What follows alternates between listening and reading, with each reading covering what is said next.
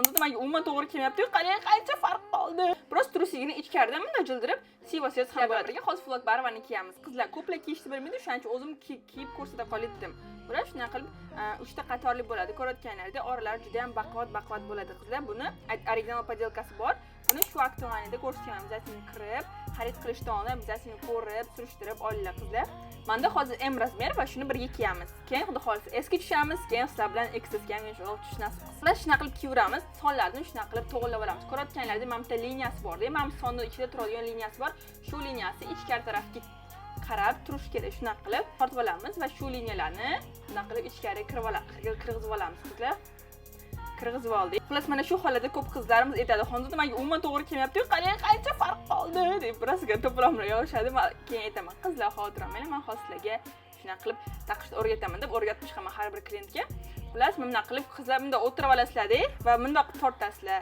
Bunday qilib tortilsa, yaxshilab tortib shunaqa taqiladi. Hozir men sizlar bilan birga taqishni boshlayman. Ko'rayotganingiz, men o'tirib olganman.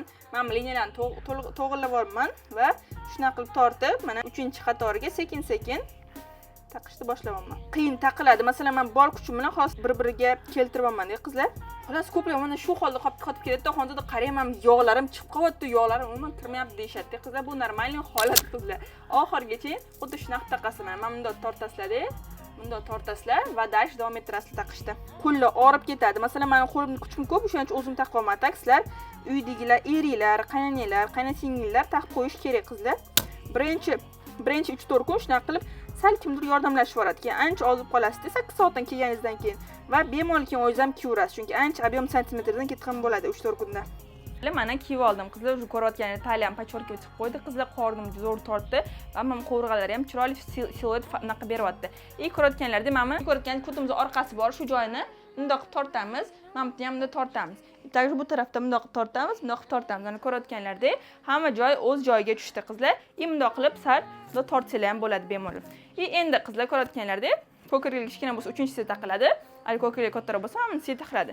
Men mana bunisi taqib qo'raman. Masalan, ko'kirlik yanada kattaroq bo'lsa bemalol mana knopchkalarni qo'yib yuborasizlar-da. Ko'kirlik katta bo'lsa bemalol ko'kirlikga bundoq menga o'xshab tepaga ko'tarib olsanglar bo'ladi qizlar. Baribir shu ko'rinishda bo'ladi. Xudo xohlasa originalni olsanglar, har kuni 8 so'm kiyib yursanglar, real figurlar shu qolipga tushadi. Xudo xohlasa men har xil korsetlarni taqib sizlarga olib beraman-ku. Masalan, siz bitta shuni olib, mazza qilib har kuni 8 soatdan kiyib yursangiz bo'ladi. Sizlarga ham kerak bo'lsa, butun ma'lumot mana shu joydan olsanglar bo'ladi va podelkaga mana shu joydan ko'rsanglar bo'ladi. Sizlarni yaxshi ko'raman qizlar. Doim biz sizlar taraflamiz. Razmer to'g'ri kelmasa, обязательно alishtirib beramiz. 24 soat ichida etilgan bo'lsa.